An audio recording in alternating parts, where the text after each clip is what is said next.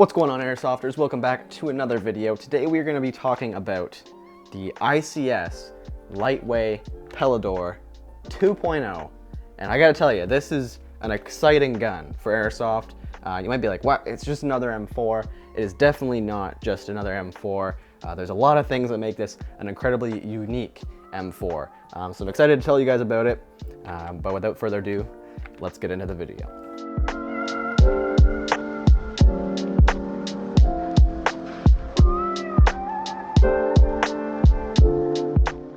Before we get started, this gun comes in at around 380 Canadian dollars. And for 380 Canadian dollars, I think this is a great option.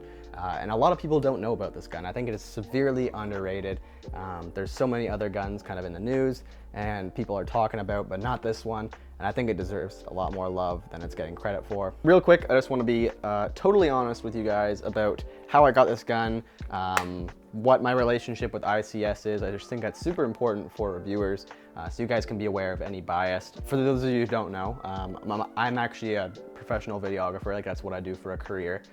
So I actually reached out to ICS and a bunch of other companies, but ICS got back to me and they wanted me to make a commercial for this gun. So that is the extent of the relationship that I have with ICS. I've been communicating with them on behalf of making a commercial for this gun. So yes, I did receive this gun for free from ICS to make a commercial for it, but to make a commercial for it, not to review it. They said I'm open to review it if I want to, but I didn't have to. I figured I should do a review because why not? More content for the channel. But also, it's just a great gun and I want to let you guys know about it. So let's talk about that. So I also did an unboxing on this gun, and from that video, if you guys have seen it, the first thing that I noticed when I opened the box and pulled out the gun was just how lightweight this gun is. I guess that's where the lightweight in the name comes in, because this gun is a fully polymer construction. There's basically no real metal on this gun. It's just this odd sensation when you're holding this gun, when you've held other M4s in the past, because it's just incredibly light. Even with some attachments on here, it is just incredibly light. I cannot get over it. And you might be thinking that's a bad thing, and at first I thought maybe it was too. Like, it's just too light. Does it feel like you're playing with just a Nerf gun? And it absolutely does not. This thing is super rigid and like no flimsiness. They didn't cheap out on the polymer that they used here, which is extremely encouraging, and it's just super cool to see. Yeah, I can tell you right now, it is not flimsy in any way. There are a couple areas up here where maybe like the top of the M-LOK rail system just bends just the slightest bit, but again, you wouldn't even notice it.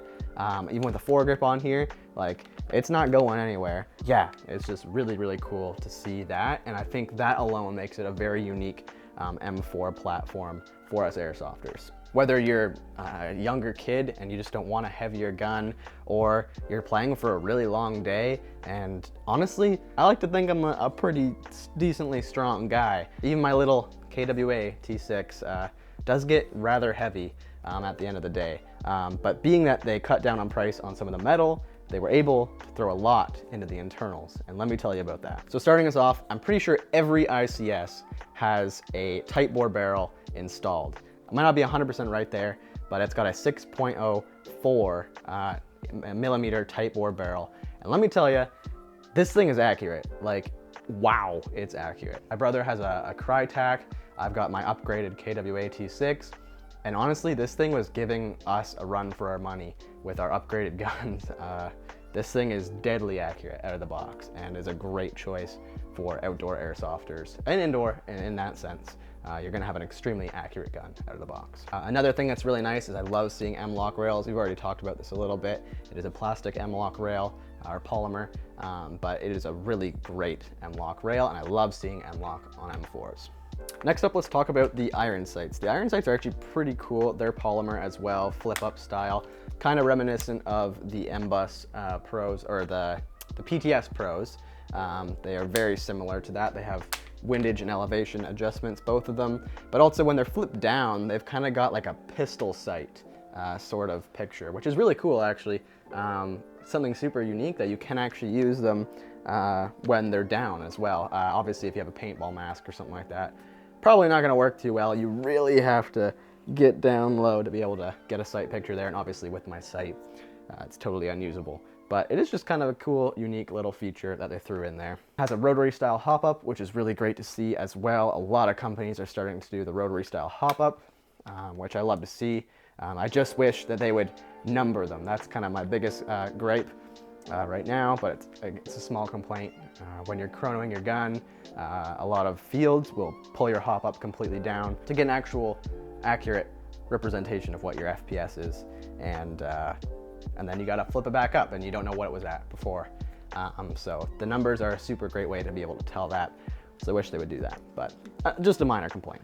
It does have a non-ambidextrous fire selector, so this gun isn't really ambidextrous friendly, but if you're someone who's used to that, totally fine. Stock is a really nice stock. Kind of reminds me of my PTS or MOE Magpul stock. Really like the stock on this. It's a great design, really comfortable, and again, super lightweight, so that's really cool. The pistol grip is nothing really fancy. It's just a classic M4A1 kind of style pistol grip, but it's comfy. It does the trick. I like the angle of it, and really does the job. Now let's get into the juicy part. Now ICS is known for their split gearbox design. Now if you have no clue what on earth I'm talking about, split gearbox design, oh, you're in for a treat. This is incredible. Now, again, I'm a huge fan of quick change springs. You guys know that. I will not touch a gun unless it is a quick change spring system. And this is by far the quickest change system that I think is out there or possible ever on an airsoft gun. So basically all you gotta do is pop out this back pin right here. Pull upper will swing forward just like a real AR-15.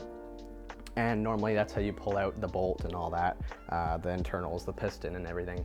But you can actually do the same thing basically, but you pull out the top of the gearbox. It is literally a 2-piece gearbox, and the spring is on the top of that.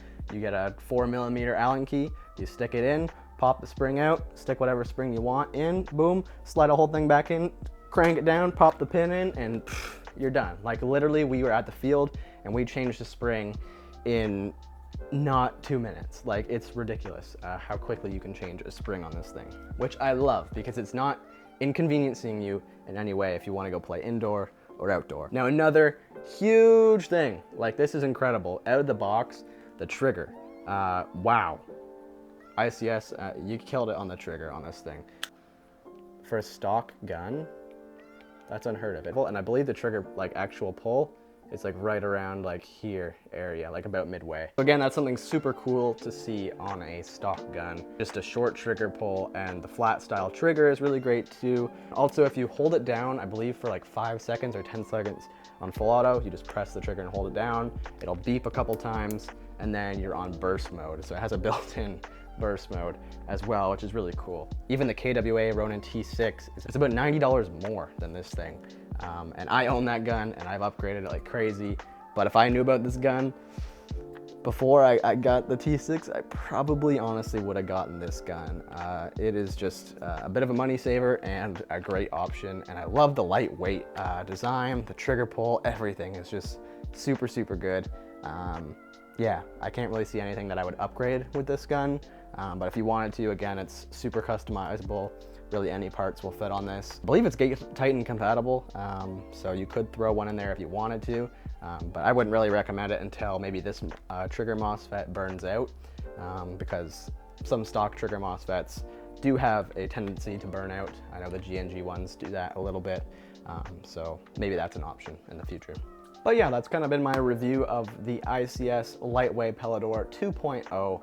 Again, I'm sorry if I was a little biased towards this gun. If I seemed a little biased, I'm sorry if I seemed a little biased towards this gun. I definitely was trying not to be. I am genuinely impressed with this gun.